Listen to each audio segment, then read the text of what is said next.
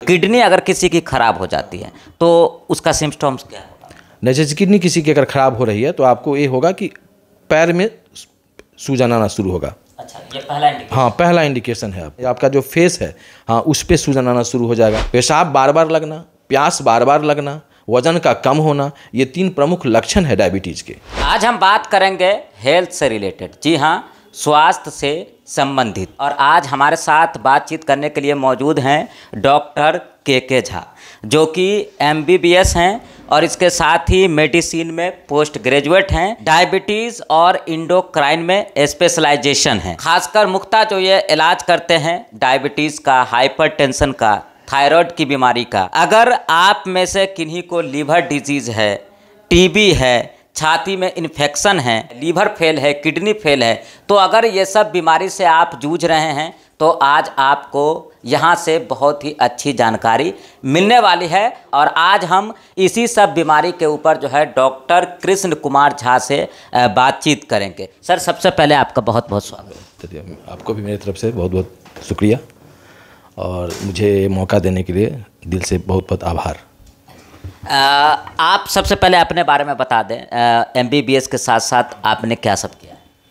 मेरा नाम डॉक्टर कृष्ण कुमार झा है। मैंने MBBS के साथ साथ मैंने DNB मेडिसिन किया है, डायबिटीज़ में स्पेशलाइजेशन किया है, मेरा ICU में फेलोशिप किया हुआ है, मैंने ट्रेनिंग पल्मोनोलॉजी में चेस्ट विभाग में फेलोशिप किया है, उसका ट्रेनिंग लिया है, मैंने रिमेटोलॉजी में भी कोर्स किया है, सर्टिफिकेट कोर्स किया है।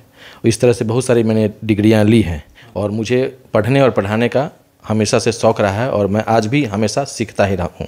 अच्छा, यानी कि बहुत सारी उपाधि आपको मिली हुई है। हाँ, ये आप कह सकते हैं।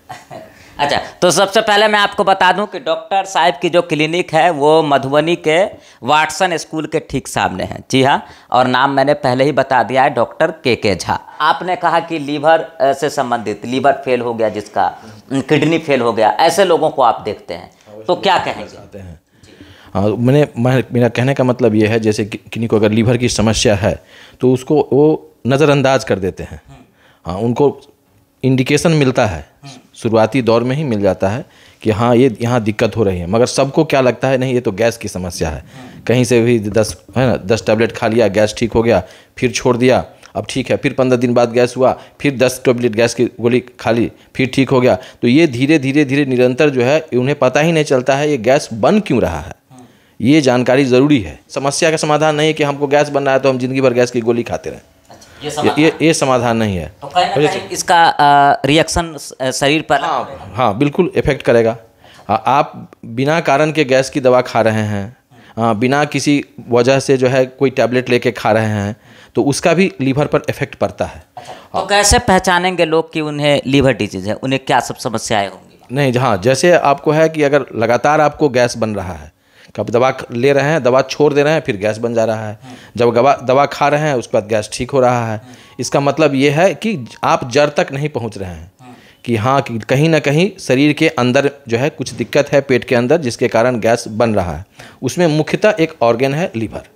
हाँ, लीवर में समस्या के कारण जो सबसे कॉमन है फैटी लीवर, जो कोलेस्ट्रॉल का जमाव, फैट का जमाव लीवर के चारों तरफ होता है। हाँ, तेल मसाला जो है ना, अगर जो लोग खाते हैं या जो लोग बहुत ज़्यादा नॉनवेज का यूज करते हैं, अगर आपको समस्या होना शुरू होगा तो शरीर में मकड़ी के आकार का, आकृति का आपको जो है, जिसको आम भाषा में हम लोग चकत्ता बोलते हैं, हाँ, पैचेज होना शुरू होगा। ये सिम्टम्स है। ये सिम्टम्स है। आपको लगेगा कि कभी कभी कांख के जो बाल हैं वो कम होने लगेंगे, बाल आपको झड़ने लगेंगे। ठीक है, आपके जो मर्द लोग हैं उनके जननांग में परेशानी आनी शुरू हो जाएगी। तो ये आपको इंडिकेट करता है कि आपको कहीं ना कहीं लीवर में समस्या हो सकती है। तो आप तुरंत जो है नज़दीक के डॉक्टर कोई भी हैं उनसे परामर्श लें, अपने मन से दवा न खाते रहें। किडनी अगर किसी की खराब हो जाती है तो उसका सिम्टम्स क्या है? जैसे किडनी किसी की अगर खराब हो रही है तो आपको ये होगा कि पैर में सूजन आना शुरू होगा। अच्छा, ये पहला इंडिकेशन। हाँ, पहला इंडिकेशन है। आपका जो फेस है, हाँ, उस पे सूजन आना शुरू हो जाएगा। तो ये दोनों में अगर सूजन आने लगे तो आप तुरंत जो है डॉक्टर से संपर्क करें कि क्यों आ रहा है।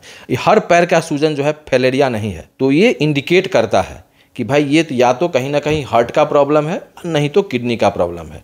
तो आप तुरंत जो है डॉक्टर से मिले ताकि डॉक्टर उचित सलाह दे कि ये वाकई में आपके हार्ट का प्रॉब्लम है या किडनी का प्रॉब्लम है। ये पहला इंडिकेशन है। दूसरा ये है कि कभी कभी आपको पेशाब रुक जाना, हाँ, पेशाब आपका कम होना शुरू हो जाएगा।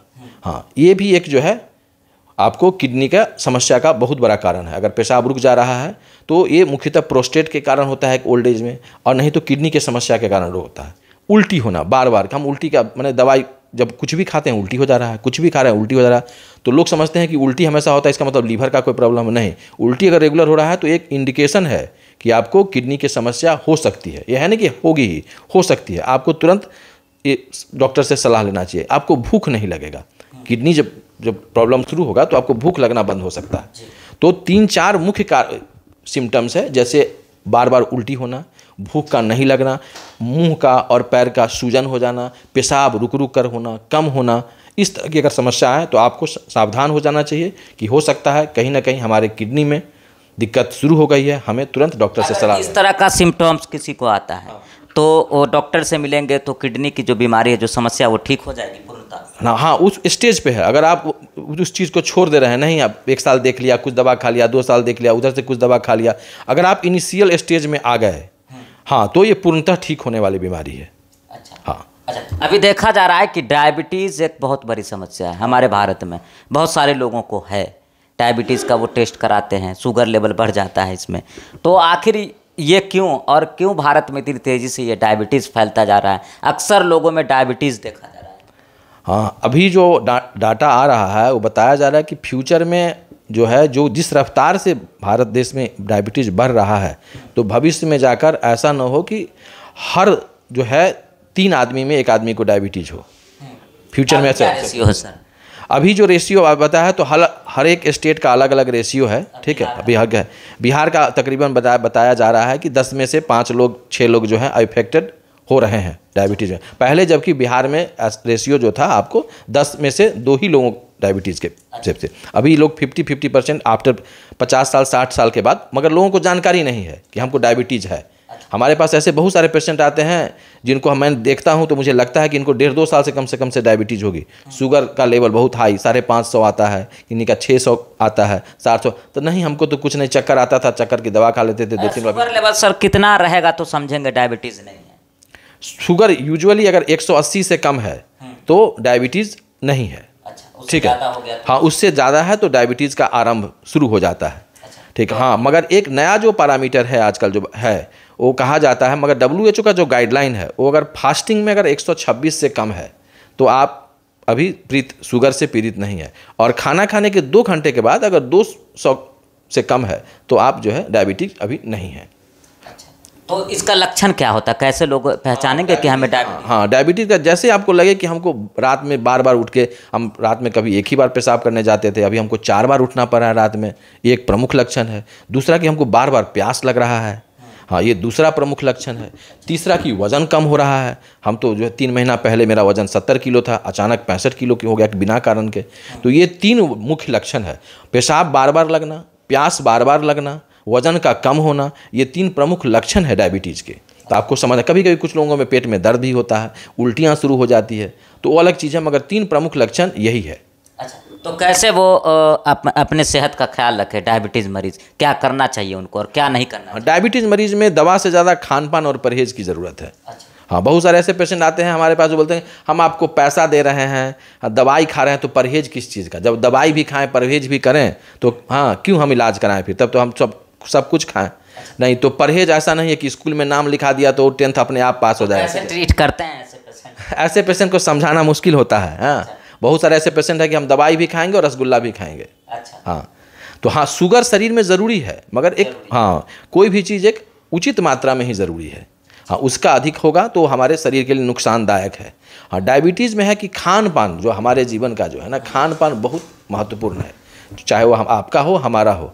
हाँ, खान पान आज के जीवन में, भाग दौड़ वाले जीवन में हम लोगों ने जंक फूड को जो है बहुत आसानी से अपना लिया है। हम लोग अपनी पुरानी चीज़ों को भूल चुके हैं, तो उसका खान पान एक प्रमुख कारण है डायबिटीज़ होने का। दूसरी बात की है कि एक्सरसाइज आज है कि अब खेल कूद बंद है। आपका बच्चा हो या हमारा बच्चा हो, सब इंडोर में लगा हुआ है, सब मोबाइल में ही गेम है, कोई बाहर मैदान खेलने के लिए नहीं जाना चाहता है। तो आप अपनी शरीर से क्रिया कर ही नहीं रहे हैं, तो स्वाभाविक है उसका ऊर्जा जो है स्टोर रह रहा है, वो धीरे धीरे जो उसकी एक्टिविटी कम हो रही है, आपके जो पेनक्रियाज ग्लैंड है उसका एक्टिविटी कम हो रहा है, तो वो फिर डायबिटीज़ में परिवर्तित होना ही होना है।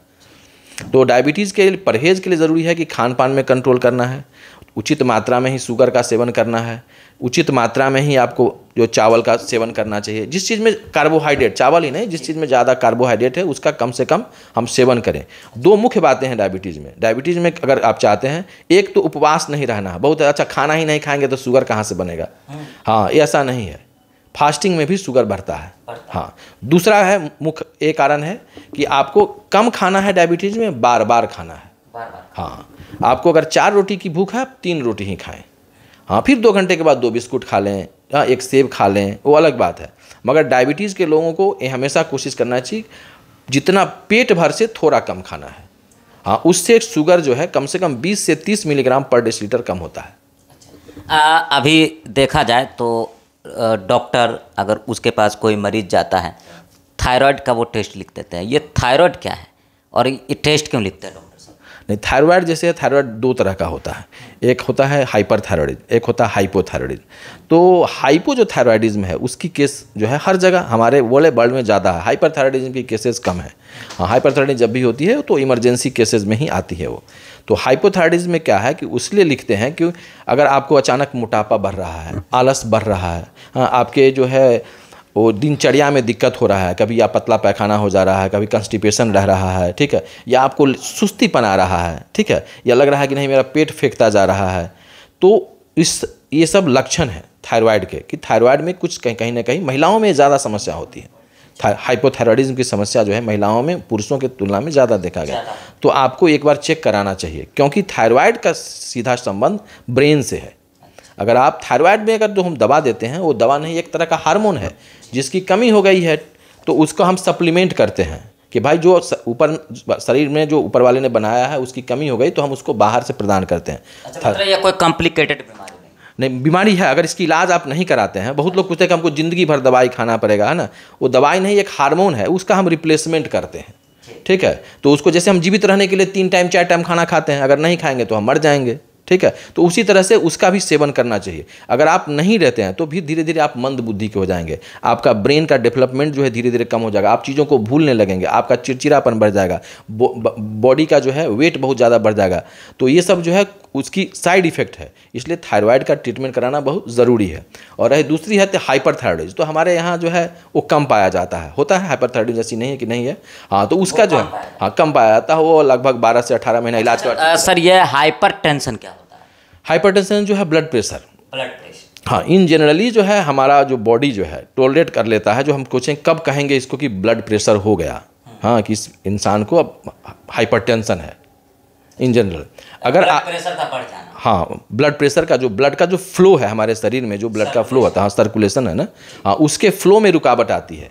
उसके फ्लो में जब रुकावट आती है तो वही रेसिस्ट करता है, जब कोई रोकेगा तो कोई धक्का मारेगा और उधर से कोई रोकेगा, तो उसी जर्क से जो है ब्लड का जो प्रेशर है वही बढ़ता है। तो अगर ब्लड प्रेशर आपका 140/90 अगर उससे बढ़ने लगे तो आप समझ सकते हैं कि आप जो है ब्लड जो है शिकार हो गए हैं ब्लड प्रेशर के। तो ऐसी स्थिति में दवा लेने नहीं, शुरुआती में अगर आपका एज 35 साल से कम है और इस तरह से, तो हम लोग अवॉइड करते हैं कि हाँ इनको दवा दें। पहले उनको हम एक्सरसाइज, उनके खान पान पर बताते हैं कि आप रोज़ व्यायाम करें, एक्सरसाइज करें, नमक की मात्रा कम लें, मांस मीट कम खाएं, रेड मीट खासकर जो है खस्सी का मांस सब वगैरह वो सब नहीं खाएं आप। दूसरी बात यह है कि आप जितना से जितना हो सके जंक फूड को अवॉइड करें, एल्कोहल नहीं लें, सिगरेट नहीं पिएं। अगर जो इस तरह से हैं घास पे चलें, घास पे चलने से भी हाइपरटेंशन कम होता है। तो क्या कहना चाहेंगे हमारे चैनल के माध्यम से मधुबनी जिला के लोगों को और ख़ासकर मधुबनी शहर के लोगों को स्वास्थ्य उनका अच्छा रहे, इसके लिए क्या कहेंगे? हाँ, हम यही कहना चाहते हैं कि जो भी मधुबनी के लोग हैं अपने स्वास्थ्य के प्रति आप सजग रहें। हाँ, जहाँ तहाँ से जो है टैबलेट लेकर ना सेवन करें, बिना चिकित्सक के सलाह के सेवन ना करें। अत्यधिक दवा जो है अगर गैस की ना लें। अगर आपको लगता है कि नहीं हमें कभी चक्कर आ रहा है, बार बार चक्कर आ रहा है, तो इसको ये नहीं कि हम दवा खा लेते हैं कोई ठीक हो जाता है। हाँ, इसको सावधानी पूर्वक जो है सतर्कता बरतें और तुरंत नज़दीक जो भी नज़दीक डॉक्टर हैं उनसे ज़रूर संपर्क करें। तो ये हमारे साथ बात कर रहे थे डॉक्टर के झा, और बहुत सारे बीमारी को लेकर हमने बात किया, और इस तरह का एपिसोड हम आगे भी लाते रहेंगे। और जो डॉक्टर जिस बीमारी से संबंधित इलाज करते हैं हम उस बीमारी से संबंधित ही उनसे बात करेंगे। तो कमेंट करके आप लोग ज़रूर बताइएगा कि ये वीडियो आपको कैसा लगा। आप देख रहे थे VOS 24 न्यूज़। मैं फैज़ आलम, बहुत बहुत धन्यवाद।